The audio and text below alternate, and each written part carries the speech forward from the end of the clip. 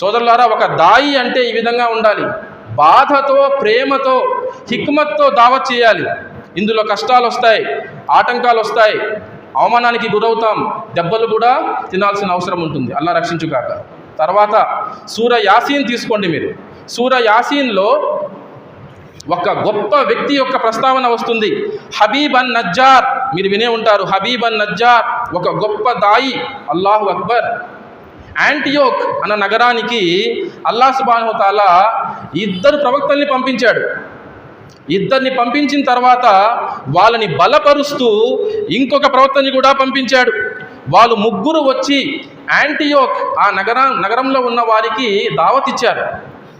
దావత్ ఇస్తే వాళ్ళందరూ కూడా, మీరు మాలాంటి మానవ మాతృలే, అల్లాహ్ సుబ్హానహు వ తఆలా ఇటువంటిది ఏమీ అవతరింప చేయలేదు, మీరు మా కంటికి అపశకునంలాగా కనబడుతున్నారు, మీరు చెబుతున్న ఈ విషయం నుంచి మీరు ఆగకపోతే మిమ్మల్ని రాళ్లతో కొట్టి చంపేస్తామని బెదిరించారు, వాళ్ళు హెచ్చరించారు. అటువంటి ప్రజలు, అటువంటి దుర్మార్గులు వారి దౌర్జన్యానికి మరి తట్టుకోలేకనో, లేదంటే వాళ్ళు వెలివేస్తే అక్కడి నుంచి వెళ్ళిపోయాడో ఏమో కానీ ఈ హబీబ్ అన్ నజ్జార్ ఆ ఊరికి పొలిమెరలో ఉండేవాడు, అవుట్స్కర్ట్స్లో. He used to live in the outskirts of that city Antioch. ఆయనకు విషయం తెలిసింది, 3 ప్రవక్తలు వచ్చి ఉన్నారు అని, వాళ్ళు రుజుమార్గం వైపు పిలుస్తున్నారు అని. అతను చూడండి, తాళ్ళు తయారు చేసి, రోప్స్ తయారు చేసి వాటిని అమ్మి డబ్బులు సంపాదించేవాడు. ఒక కుష్ఠరోగి, అల్లాహు అక్బర్, suffering from leprosy, a leper, ఒక కుష్ఠరోగి. జాగ్రత్తగా ఊహించుకోండి మీరు ఒకసారి, మీ మనసులో ఒకసారి ఊహించుకోండి. ఒక కుష్ఠరోగి, పేదవాడు, తర్వాత తాళ్ళు అమ్మి డబ్బులు సంపాదించేవాడు.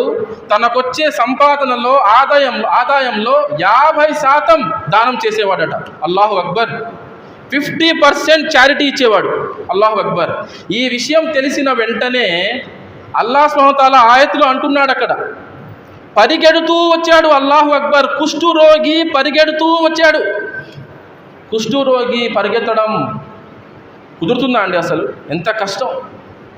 కుష్ఠరోగి పరిగెత్తుకుంటూ వచ్చాడు. వచ్చి వీళ్ళకు చెప్పాడు, మీకు ఏమైపోయింది, మీ దగ్గర నుంచి ఏమీ ఆశించని, ఏ ధన సహాయం కానీ, ఎటువంటి విషయం కానీ ఆశించని ఈ ప్రవక్తల మాట మీరు ఎందుకు వినరు అని చెప్తే, వాళ్ళు మళ్ళీ హబీబ్ అన్ నజ్జార్ని కూడా బెదిరించారు, హెచ్చరించారు. హెచ్చరించడమే కాకుండా ఏం చేశారు, రాళ్లతో కొట్టి చంపేస్తామన్నారు. అలాగే రాళ్లతో కొట్టి చంపేశారు. చనిపోయిన తర్వాత కూడా మీద ఎక్కి అతని శవాన్ని తొక్కారు.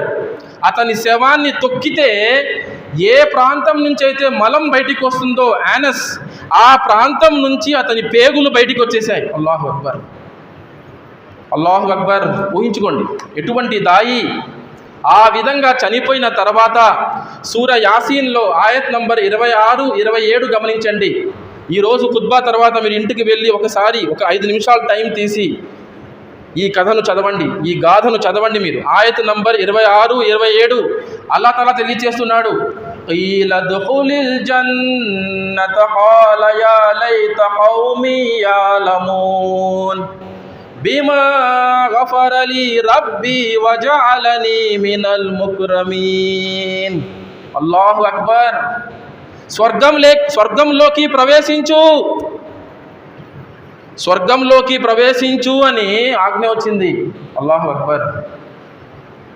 అతను అంటున్నాడు, నా జాతి వారికి ఈ విషయం తెలిస్తే ఎంత బాగుండు. స్వర్గంలోకి నువ్వు ప్రవేశించు అని అల్లా వైపు నుంచి ఆజ్ఞ వస్తే, ఆహ్వానం వస్తే, ఇతను ఏమంటున్నాడు, షహీద్ అయిపోయి వీర మరణం పొంది ఏమంటున్నాడు, నా జాతి వారికి ఈ విషయం తెలిస్తే ఎంత బాగుండు.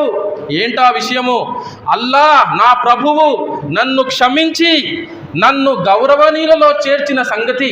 అల్లాహు అక్బర్. అతన్ని హత్య చేశారు, రాళ్లతో కొట్టి చంపారు. వాళ్ళ దౌర్జన్యానికి తట్టుకోలేక బహుశా అతను ఊరి పొలిమెరలో ఉండేవాడు. చివరికి చచ్చిపోయిన తర్వాత కూడా తొక్కి పేగులు బయటికి వచ్చేదాకా తొక్కారు మీద ఎక్కి. చనిపోయిన తర్వాత ఎవరు చంపారో కూడా తెలుసు. అయినా కూడా ఏమంటున్నాడు, నా జాతి వారికి ఈ విషయం తెలిస్తే ఎంత బాగుండు, వారు కూడా విషయాన్ని అర్థం చేసుకొని రుజుమార్గం మీదికి వచ్చేవారేమో కదా అని బాధపడుతున్నాడు. ఎంత నిజాయితీగా ప్రేమించాడు.